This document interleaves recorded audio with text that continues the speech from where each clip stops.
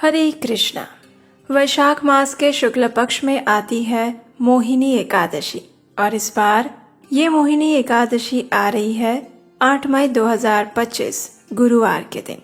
मोहिनी एकादशी मनुष्यों के प्रत्येक मोह के बंधन को काट कर उसे प्रभु शरण में स्थिर करती है। तो चलिए इसी आने वाली मोहिनी एकादशी के उपलक्ष्य में हम एक सुंदर पौराणिक कथा का श्रवण करते हैं। इस कथा में भगवान श्री हरि का गुणगान गाया गया है और इसका श्रवण करके हमारी एकादशी निष्ठा में वृद्धि होगी और हम अपने मन और चेतना को इस आने वाली मोहिनी एकादशी के लिए तैयार कर पाएंगे। मोहिनी एकादशी की पौराणिक कथा आप हमारे चैनल पर कल प्रातः काल सुन पाएंगे। तो चलिए आज की सुंदर पौराणिक कथा का आरंभ करते हैं। अनेक वर्षों पूर्व की बात है। एक समय नैमिषारण्य में अनेक ऋषि मुनि एकत्रित हुए थे। उन सबके बीच में आपस में संवाद हो रहा था। लेकिन कैसा संवाद? श्रेष्ठता का संवाद। जी हाँ, वे सभी आपस में ये चर्चा कर रहे थे कि आखिर सबसे बड़े भगवान कौन है। अब देखिए, ये ऋषि सामान्य ऋषि नहीं थे। वे सभी अत्यंत विद्वान, तेजस्वी और तपस्या द्वारा शुद्ध बने हुए वेदों के प्रकांड पंडित और ज्ञाता ऋषि मुनि थे। और इन सभी ऋषि मुनियों में एक महान ऋषि थे जिनका नाम था भृगु ऋषि। सभी ऋषि मुनि लंबे समय तक चर्चा करते रहे और उनकी चर्चा के मध्य में मुख्य रूप से ये 3 देवता थे, ब्रह्मा जी, भगवान विष्णु और भगवान शिव। अब इन सभी ऋषि मुनियों में से कुछ ऋषि मुनि भगवान श्री विष्णु के भक्त थे और कुछ भगवान शिव के।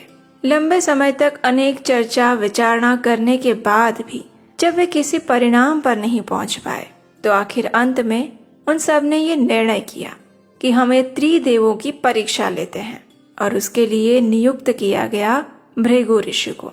और इस प्रकार इस संपूर्ण सृष्टि के इतिहास में पहली बार ऐसा हुआ जब भक्त अपने भगवान की परीक्षा लेने के लिए निकल पड़े। चलते चलते भृगु ऋषि सबसे पहले पहुंचे ब्रह्मलोक में। वहां पर ब्रह्मा जी विराजमान थे और देखा जाए तो भृगु ऋषि के पिता स्वयं ब्रह्मा जी हैं। लेकिन आज भृगु ऋषि अपने पिता से मिलने थोड़ी ना आए थे। आज तो वो त्रिदेवों की परीक्षा लेने के लिए निकले थे। तो उसी भाव से कुछ मन में सोचा उन्होंने और ब्रह्मा जी के पास जाकर खड़े हो गए। आज ना तो उन्होंने अपने पिता को प्रणाम किया और ना ही विनम्रता पूर्वक कुछ कहा। अब ये देखकर ब्रह्मा जी के मन में क्रोध आ गया। हालांकि उन्होंने कुछ कहा नहीं, लेकिन उन्होंने मन में सोचा, अरे ये मेरा पुत्र इतना उद्दंड कैसे हो गया?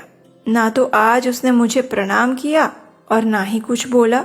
ब्रह्मा जी का क्रोध उनके मन में ही रह गया, शब्द रूप से बाहर भी नहीं आया और ना ही व्यवहार में दिखा। लेकिन ये भृगु ऋषि थे। ब्रह्मा जी के चेहरे को देखकर वे समझ गए कि पिताजी को मन में ही सही क्रोध आया है और जिसे ऐसी छोटी सी बात पर क्रोध आ जाए वो सबसे बड़े भगवान तो हो नहीं सकते। इस प्रकार भृगु ऋषि ने यह निर्णय किया कि ब्रह्मा जी सबसे बड़े भगवान नहीं हैं। सिर झुकाते हुए चुपचाप वे ब्रह्मलोक से बाहर आ गए और फिर निकल पड़े एक और यात्रा पर। और वो यात्रा थी कैलाश पर्वत की, जहाँ पर देवों के देव महादेव निवास करते हैं। अब भृगु ऋषि भगवान शिव के भाई भी हैं। तो इस प्रकार चलते चलते वे पहुंचे कैलाश पर्वत पर। वहां पर भगवान शिव देवी पार्वती के साथ सुखपूर्वक विराजमान थे। शिव जी ने जैसे ही भृगु ऋषि को देखा वे उनसे मिलने के लिए उठकर खड़े हो गए। अपने दोनों हाथ फैलाकर उनका स्वागत करते हुए उन्हें बुलाने लगे, आओ भृगु आओ, कैलाश पर तुम्हारा स्वागत है। जैसे ही भगवान शिव भृगु ऋषि का आलिंगन करने ही जा रहे थे, उसी क्षण भृगु ऋषि ने क्रोध में आकर कहा, दूर हटो, तुम तो स्मशान में रहने वाले हो। ना तो तुम्हारे अंदर कोई स्वच्छता है, ना ही तुम्हें किसी सदाचार के विषय में पता है। मैं तुम्हें आलिंगन नहीं करना चाहता, दूर जाओ मेरे से। भृगु ऋषि के ऐसे वचन सुनकर भगवान शिव अत्यंत आश्चर्यचकित रह गए। वे समझ नहीं पा रहे थे कि अचानक आज भृगु को क्या हो गया। लेकिन भृगु ऋषि के शब्द उन्हें बाण की तरह चुभ गए। तो इसलिए शिव जी को क्रोध आ गया और उसी क्रोध में उन्होंने अपना त्रिशूल उठा लिया गुस्से में आकर भृगु ऋषि से उन्होंने कहा, भृगु, तुमने मेरा अपमान किया है, आज मैं तुम्हें जीवित नहीं छोड़ूंगा।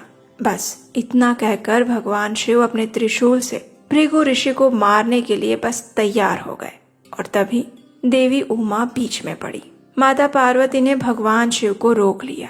उनसे कहा, स्वामी, ये आपके भाई हैं, आपसे छोटे हैं, उन पर करुणा कीजिए।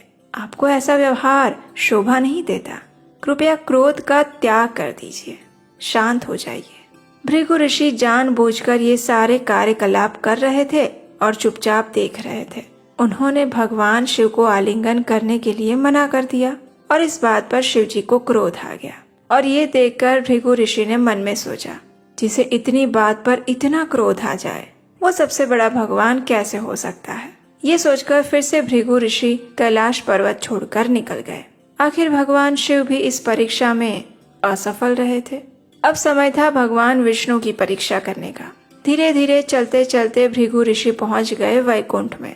वहां जाकर देखा तो भगवान विष्णु अनंत शेष की शैया पर विश्राम कर रहे थे। देवी लक्ष्मी उनके चरण दबा रही थी। सभी भक्तगण उनका गुणगान कर रहे थे। अचानक से भृगु ऋषि ने जाकर भगवान श्री विष्णु की छाती पर अपने पैरों से प्रहार कर दिया। धड़ाम से आवाज आई और अचानक भगवान विष्णु ने आंखें खोली। सामने देखा तो भृगु ऋषि खड़े थे। आपको क्या लगता है भगवान की क्या प्रतिक्रिया होगी? हम कल्पना नहीं कर सकते। लेकिन भगवान विष्णु तुरंत उठकर खड़े हो गए। उन्होंने हाथ जोड़े और भृगु ऋषि से कहा, हे ऋषिवर, मेरी छाती तो अत्यंत कठोर है, कहीं आपके पैरों में कष्ट तो नहीं हुआ? लाइए, मैं आपके चरण भी दबा देता हूँ। मुझे क्षमा कीजिए प्रभु, मेरी छाती अत्यंत कठोर है, आपके पैरों को पीड़ा पहुंची होगी। जब भृगु ऋषि ने भगवान विष्णु के ऐसे वचन सुने तो उन्हें इस बात पर विश्वास नहीं हो रहा था कि भगवान श्री हरि इतने दयालु और कृपालु हो सकते हैं। अब देखिए, भृगु ऋषि ने ब्रह्मा जी का मन से अपराध किया था और ब्रह्मा जी ने भी मन से ही उनके प्रति क्रोध व्यक्त किया। भगवान शिव के प्रति भृगु ऋषि ने अपने शब्दों द्वारा रोष प्रकट किया और भगवान शिव ने भी अपने शब्दों द्वारा और उसी प्रतिक्रिया द्वारा त्रिशूल से उन्हें मारने का प्रयास करके अपना क्रोध व्यक्त किया। जबकि भृगु ऋषि ने भगवान विष्णु की परीक्षा अपने व्यवहार से ली, पैरों से लात मार के। उसके बावजूद भी भगवान विष्णु ने अत्यंत विनम्र प्रतिक्रिया दिखाई और ये देखकर भृगु ऋषि समझ गए कि सबसे बड़े भगवान भगवान श्री विष्णु हैं। ये कथा हमें अपने पुराणों में प्राप्त होती है और इस प्रकार भृगु ऋषि ने वापस आकर सभी नैमिषारण्य के ऋषियों को ये कथा सुनाई और सबने ये निर्णय लिया कि भगवान विष्णु सर्वश्रेष्ठ हैं। अब देखिए, इस कथा का इतिहास हमें अपने पुराणों और ग्रंथों में प्राप्त होता है। इसलिए किसी भी भक्त को ऐसा नहीं सोचना चाहिए कि यहाँ पर भगवान शिव और ब्रह्मा जी का अपमान किया जा रहा है, और वो भी भगवान श्री विष्णु की सर्वोपरिता स्थापित करने के लिए। इस कथा का उद्देश्य किसी भी देवी देवता को नीचा दिखाने का नहीं है। वास्तव में ये कथा हम मनुष्यों को ये सिखाती है कि हमें अपने वर्तन और व्यवहार में कितनी विनम्रता और कितनी सहनशीलता रखनी चाहिए। और ये भगवान की एक लीला मात्र है जिसके द्वारा वे जीवात्मा को संदेश प्रदान करते हैं, उन्हें आदर्श जीवन के सूत्र सिखाते हैं। तो ये थी आने वाली इस मोहिनी एकादशी के उपलक्ष्य में सुंदर पौराणिक कथा। और हाँ, अगर आप हमारे इस वैदिक ज्ञान के प्रचार कार्य की सराहना करते हैं और इस कार्य में अपना योगदान देना चाहते हैं तो स्क्रीन पर नंबर दिया गया है, वहाँ आप हमें आर्थिक रूप से अपनी सहायता भेजकर भी हमारा उत्साह बढ़ा सकते हैं। आइए, इसी उपलक्ष्य में अब हम एक और कथा का श्रवण करते हैं। ये बात है वृंदावन की, जहाँ परम भगवान श्री कृष्ण अपनी बाल लीलाएं किया करते थे। अपने सुंदर मुस्कान और नटखट लीलाओं से उन्होंने सभी व्रजवासियों को अपने मोह पाश में बांध दिया था। उनके लिए उनकी दुनिया यानी उनका कान्हा, कोई उन्हें अपने पुत्र की तरह प्रेम करता तो कोई उन्हें अपने सखा बनाकर उनके साथ खेलता रहता। किसी के लिए कृष्ण अपने प्रियतम या प्रेमी थे तो किसी के लिए वे उनके तारणहार थे। इन सभी में गोपियों का प्रेम माधुर्य भाव में था। वे सब चाहती थीं कि कृष्ण उनके पति बने और कृष्ण के प्रति उनका प्रेम भी असीमित था। लेकिन वे सब इस बात से भली भांति परिचित थी कि श्री कृष्ण को सबसे अधिक प्रेम और कोई नहीं कर सकता, केवल राधा रानी ही कर सकती है। और वे सभी गोपियां राधा रानी की सर्वोच्च प्रेममय स्थिति को भी जानती थीं। इसलिए एक दिन उन सभी गोपियों ने राधा रानी को घेर लिया और उनसे कृष्ण प्रेम के गोपनीय तत्व को पूछते हुए कहने लगी। वृषभानुसुते दिव्ये हे राधे कंजलोचने श्रीकृष्णस्य प्रसादार्थ वद किंचित व्रतं शुभम्। हे वृषभानु नंदिनी श्री राधिके, आप हमें श्री कृष्ण की प्रसन्नता के लिए कोई व्रत बताइए, ऐसा व्रत जो श्री कृष्ण को प्रसन्न कर सके। जो देवताओं के लिए भी दुर्गम है, वे श्री कृष्ण नंद नंदन तुम्हारे वश में रहते हैं। तुम तो सभी शास्त्रों में पारंगत मानी गई हो, इसलिए हमारे ऊपर कृपा करें। हमें भी श्री कृष्ण को प्रसन्न करने की कोई विधि या फिर उपाय बताइए। ये सुनकर श्रीमती राधा रानी ने कहा, श्रीकृष्णस्य प्रसादार्थं कुरुत एकादशी व्रतं तेन वश्यो हरिः साक्षात् भविष्यति न संशय। अर्थात श्री कृष्ण की प्रसन्नता के लिए आप सभी मिलकर एकादशी व्रत का अनुष्ठान कीजिए। इससे साक्षात श्री कृष्ण तुम्हारे वश में हो जाएंगे और इसमें कोई संशय नहीं। ये बात सुनकर सभी गोपियों ने कहा, हे राधिके, तुम तो सभी ज्ञान की निधि हो, इसलिए कृपया हमें ये बताओ कि क्या पूर्व काल में ये व्रत किसी और ने भी किया था और इससे उन्हें क्या फल मिला था। तो इसका उत्तर देते हुए राधा रानी कहती हैं, हे गोपियों, सबसे पहले देवताओं ने अपने छीन लिए गए राज्य को पुनः प्राप्त करने हेतु और दैत्यों का संहार करने हेतु इस व्रत का पालन किया था। इसके बाद एक राजा वैशांत थे। किसी कारणवश उनके पूर्वज यमलोक में चले गए थे, इसलिए अपने पितरों का उद्धार करने के लिए इस राजा ने भी इसी एकादशी व्रत का पालन किया था और उसी व्रत के पालन के फल स्वरूप उनके पूर्वजों को परम आध्यात्मिक जगत की प्राप्ति हुई थी। लुम्पक नाम के राजा को उसके ही पाप कर्मों के कारण उसके परिवारजनों ने त्याग दिया था। जब लुम्पक ने एकादशी का व्रत निष्ठा पूर्वक किया तो उसके फल स्वरूप उसे अपना राज्य और परिवार दोनों ही पुनः प्राप्त हो गए।